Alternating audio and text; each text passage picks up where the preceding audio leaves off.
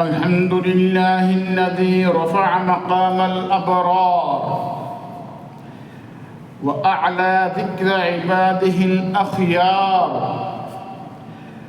وأشهد أن لا إله إلا الله وحده لا شريك له، الملك العزيز الغفار، جعل الوجاهة الحقيقية في تقواه ونيل قربه ورضاه، وأشهد أن سيدنا ونبينا محمدًا عبد الله ورسوله، سيد الأنبياء والمرسلين، وأعظم الوجهاء عند رب العالمين، صلى الله عليه وعلى آله وصحبه الطاهرين، ومن تبعهم بإحسان إلى يوم الدين. أما بعد، فيا عباد الله أوصيكم ونفسي بتقوى الله المجيد والفرار إليه في كل أمر شديد، فمن اتقى الله فقد فاز بالعز الرغيد والمقام السعيد. يا أيها الذين آمنوا اتقوا الله حق تقاته ولا تموتن إلا وأنتم مسلمون. يا أيها الناس اتقوا ربكم الذي خلقكم من نفس واحدة وخلق منها زوجها وبث منهما رجالا كثيرا ونساء، واتقوا الله الذي تساءلون به والأرحام إن الله كان عليكم رقيبا।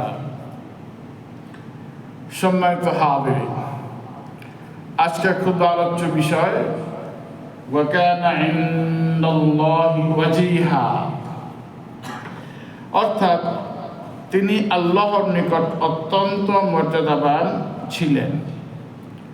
এটি হযরত মূসা আলাইহিস সালামকে কেন্দ্র করে এই কথা বলা।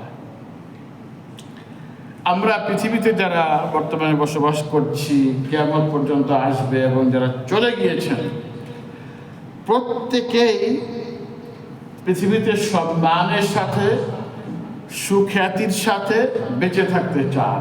তিনি চান যে সবাই তাকে মর্যাদা দেখ, সম্মান দেখ। এমনকি তিনি মরে গেলেও তার পরবর্তী প্রজন্ম যেন তাকে স্মরণ করে সম্মানের সাথে। এই চাহিদাটা, এটা স্বভাবজাত চাহিদা, এটা সবার ভিতরে এটি কাজ করে। মুসলমানের মূল লক্ষ্যই হলো যে একজন মুসলমানের দুনিয়াবি খ্যাতির পেছনে না ছুটে একমাত্র আল্লাহ দরবারে কীভাবে মর্যাদার পাত্র হওয়া যায় এই চেষ্টা করা, সুউচ্চ স্থান মহত্ব লাভের জন্য আপ্রাণ চেষ্টা করা আল্লাহর নিকট। যে আল্লাহর নিকট কি করে একজন মানুষ মর্যাদাবান হতে পারে সেই চেষ্টা করা হলো মুসলমানের প্রধান কাজ। হযরত মূসা আলাইহিস সালামের মর্যাদা,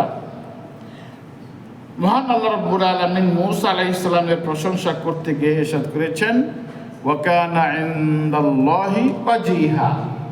আমরা জানি যে মূসা আলাইহিস সালাম একজন আশ্রিত ব্যক্তি ছিলেন।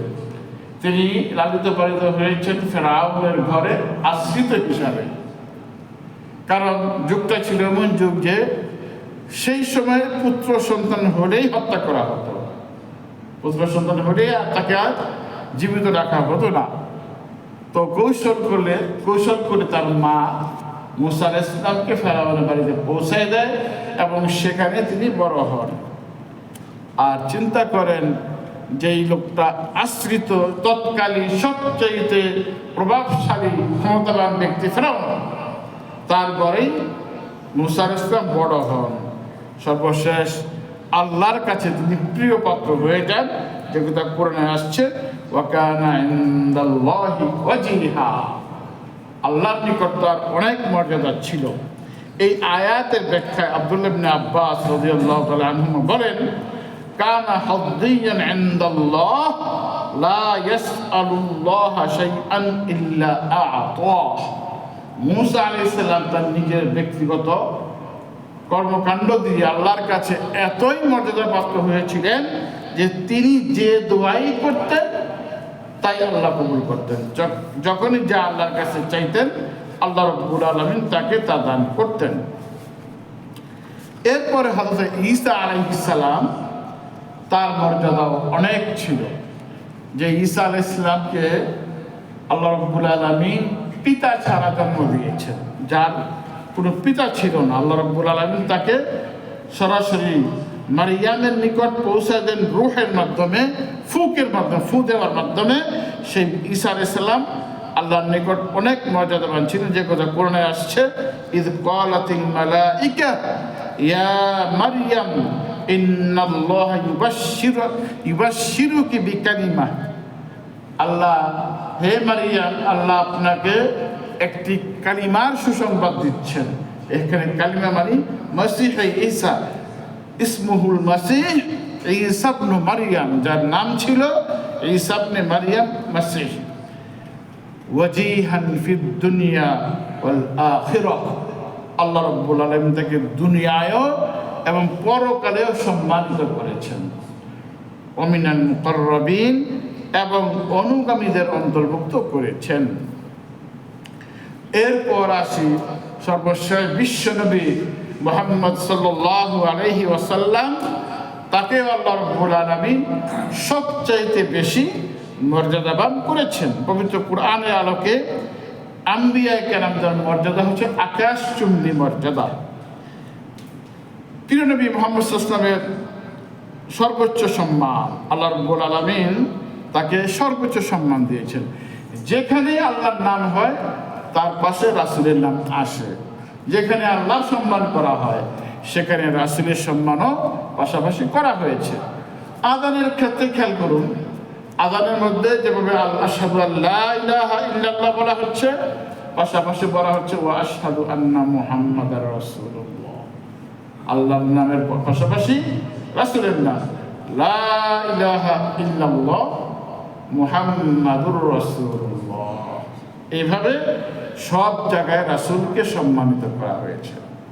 নামাজের ভিতরে তাশাহুদের পরে আসছে দরুদ ইব্রাহিম। পৃথিবীতে সারাক্ষণ আল্লাহর রাসূলের নাম উচ্চারিত হয়, যেহেতু নামাজের সময়টা সূর্যের সাথে সম্পর্ক রাখে।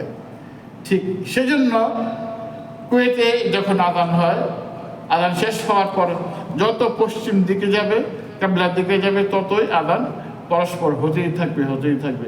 সারাক্ষণ 24 ঘন্টায় আল্লাহর রাসূলের নাম উচ্চারিত হচ্ছে। যে কথা সূরা আলাম নাসরে আসছে, ওয়া রাফা'না লাকা যিকরাক। হে রাসূল, আমি আপনার স্মরণকে, আপনার নামকে আমি সবার উপরে স্থান দিয়েছি, উঁচু করেছি। এক কথায় আল্লাহর নিকট সম্মানিত হতে পারাটাই হলো মূল লক্ষ্য। আল্লাহর নিকট যিনি সম্মানিত, সেই হলো সবচাইতে উত্তম ব্যক্তি। ইন্না আকরামাকুম ইনদাল্লাহি আতকাকুম। তোমাদের মধ্যে সবচাইতে শ্রেষ্ঠ মর্যাদাবান ব্যক্তি ওই ব্যক্তি যে তোমাদের মধ্যে সবচাইতে বেশি তাকওয়াবান। এ বিষয়ে দুটি ঘটনা আসছে হাদিসের ভিতরে। দুজন সাহাবীকে নিয়ে ঘটনাটি আসছে। একজন হল হযরত যাহির রাদিয়াল্লাহু তাআলা আনহু।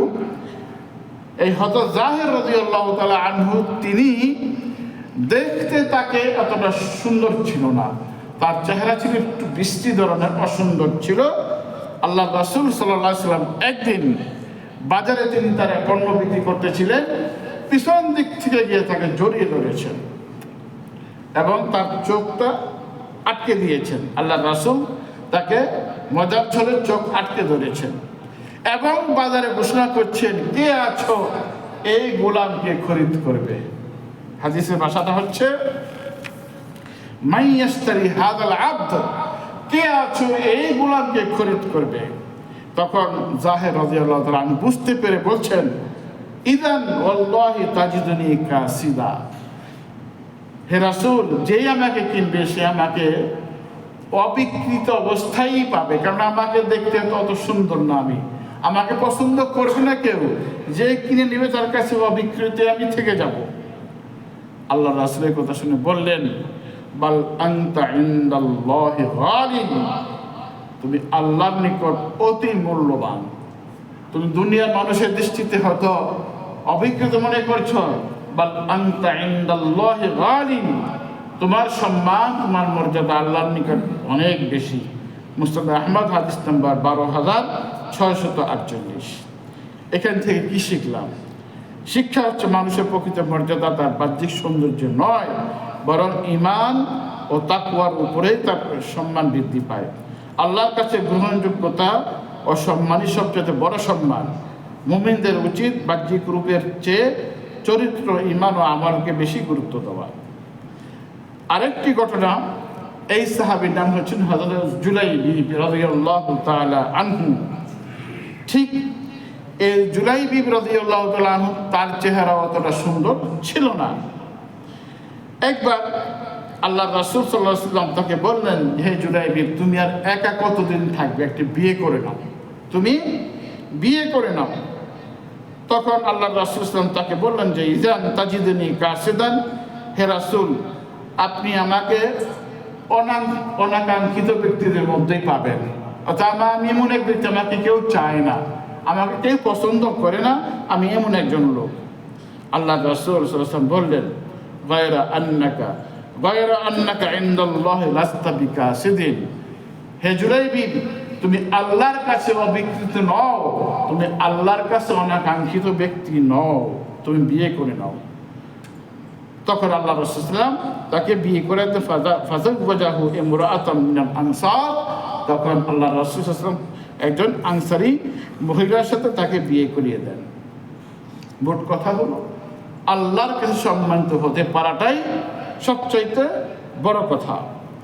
এজন্য এই সমস্ত কাজে, অর্থাৎ আমি নিজেকে আল্লাহর দরবারে ফুটিয়ে তোলার জন্য, আল্লাহর দরবারে আমাকে গ্রহণযোগ্য করে তোলার জন্য প্রতিযোগিতা করা, দুনিয়ার লোভের জন্য না, বরঞ্চ আল্লাহর কাছে সম্মানিত হওয়ার জন্য প্রতিযোগিতা করার কথা কোরআনে বলা হয়েছে। যেমন কোরআনে বলা হয়েছে, ওয়াফি যালিকা ফালইয়াতানাফাসিল মুতানাফিসুন, তারা যেন এই কাজে, অর্থাৎ আল্লাহর কাছে সম্মানিত হওয়ার জন্য একে অন্যের সঙ্গে প্রতিযোগিতা করে। প্রখ্যাত তাবিঈ উহাই ইবনুল ওয়ার্দ বলেন, ইনিস্তাতাতা আল্লা ইয়াসবিকাকা ইলাল্লাহি আহাদুন ফাফআল, তোমার যদি সামর্থ্য থাকে যে ভালো কাজ করে আল্লাহর কাছে প্রিয় পাত্র হওয়ার, তাহলে তুমি সেটা করতে থাকো। তোমাকে যেন অন্য কেউ অতিক্রম করতে না পারে সেই চেষ্টা তুমি করো। অর্থাৎ দিনের খাতিরে, দিনের বেলায় এটি করা যায় যে অন্যের সঙ্গে প্রতিযোগিতা করে কি দেওয়া, অগ্রগামী হওয়া। সম্মানিত হাজিরিন, বান্দার মর্যাদা বৃদ্ধি পায় আল্লাহর ডাকে সাড়া দেওয়ার মাধ্যমে। আল্লাহ যেই কাজ করতে বলেছেন, আল্লাহ যখন যেটা করতে বলেছেন, সেই কাজগুলো যথাযথ সময়ে আঞ্জাম দেওয়ার মাধ্যমে একজন মানুষ আল্লাহর কাছে প্রিয় পাত্র হতে পারে। যেমনটি হাদিসে কুদসিতে আসছে, আনা ইনদা যান্নি আবদি বি, বান্দা আমার সম্পর্কে যখন যে ধারণা করে আমি তার সঙ্গে তেমন আচরণই করে থাকি। ও আনা মাআহু ইযা যাকারানি, বান্দা যখন আমাকে স্মরণ করে আমি তখন তার সঙ্গেই থাকি। ফাইন যাকারানি ফি নাফসি যাকারতুহু ফি নাফসি, বান্দা যখন আমাকে মনে মনে স্মরণ করে আমি তাকে মনে মনে স্মরণ করি। ওয়াইন যাকারানি ফি মালা যাকারতুহু ফি মালাইন খায়রিন মিনহু, আর যখন বান্দা আমাকে স্মরণ করে কোনো বড় মজলিসে, আমি তখন তাকে স্মরণ করি এর চাইতে উত্তম মজলিসে। ওয়াইন তাকাররাবা ইলাইয়া শিবরি বিশিবরিন তাকাররাবতু ইলাইহি যারাআন, বান্দা যখন আমার দিকে আধা হাত অগ্রসর হয় আমি তখন তার দিকে এক হাত অগ্রসর হই। ওয়াইন তাকাররাবা ইলাইয়া যারাআন, আর বান্দা যখন আমার দিকে এক হাত অগ্রসর হয় তাকাররাবতু ইলাইহি বাআন, আমি তখন তার দিকে এক বা বলা হয় 2 হাত ছড়ানোর পরে যতটুকু জায়গা হয় আমি ততটুকু তার দিকে দৌড়ে আসি, তার দিকে অগ্রসর হই। ওয়াইন আতানি ইয়ামশি, আর বান্দা যখন আমার দিকে হেঁটে আসে আতাইতুহু হারওয়ালা, আমি তার দিকে দৌড়ে আসি। এই জন্য আল্লাহর দিকে অগ্রসর হওয়ার জন্য আমাদের প্রাণপণ চেষ্টা করতে হবে। হাদিসে কুদসিতে আরেকটি ঘটনা আসছে, আলোচনা আসছে, ইন্নাল্লাহ তাবারাকা ওয়া তাআলা ইযা হাব্বা আবদান নাদা জিবরিল। যখন আল্লাহ রাব্বুল আলামিন কোনো বান্দাকে ভালোবাসেন তখন তিনি জিবরিল আলাইহিস সালামকে ডাকেন, বলেন ইন্নাল্লাহ কাদ হাব্বা ফুলানান ফাহিব্বাহ, হে জিবরিল আমি অমুককে ভালোবাসি, তুমি তাকে ভালোবাসো। ফায়ুহিব্বুহু জিবরিল, তখন জিবরিল তাকে ভালোবাসেন। সুম্মা ইউনাদি জিবরিল ফিস সামা, তখন জিবরিল আলাইহিস সালাম আকাশে ঘোষণা করতে থাকেন ইন্নাল্লাহ কাদ আহাব্বা ফুলানান ফাহিব্বুহু, যে অমুক ব্যক্তিকে আল্লাহ রাব্বুল আলামিন ভালোবাসেন, তোমরা সকলেই তাকে ভালোবাসো। ফায়ুহিব্বুহু আহলুস সামা, অতঃপর আসমানবাসীরা তাকে ভালোবাসেন।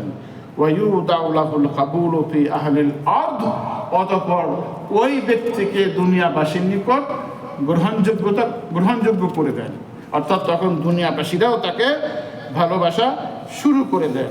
সম্মানিত হাজিরিন, এইভাবে যখন ব্যক্তি আল্লাহর প্রিয় বান্দা হয়ে যান তখন দুনিয়ার মানুষরাও তখন তাকে ভালোবাসা শুরু করে দেন, এবং ওই লোকটা যেই দুয়াই করে আল্লাহর কাছে সে দুয়াই আল্লাহ তাআলা কবুল করে নেন। যেমন হাদিসে আসছে রুব্বা আশআসা মাদফুউন বিল আবওয়াব লাউ আকসামা আলাল্লাহ লা আবাররাহ, অর্থাৎ এমন লোক যাকে আল্লাহ ভালোবাসেন ওই লোকটা যে দুয়াই করে আল্লাহ তাকে কবুল করে নেন, যদিও ওই লোকটা দুনিয়ার মানুষের দৃষ্টিতে অপছন্দনীয়।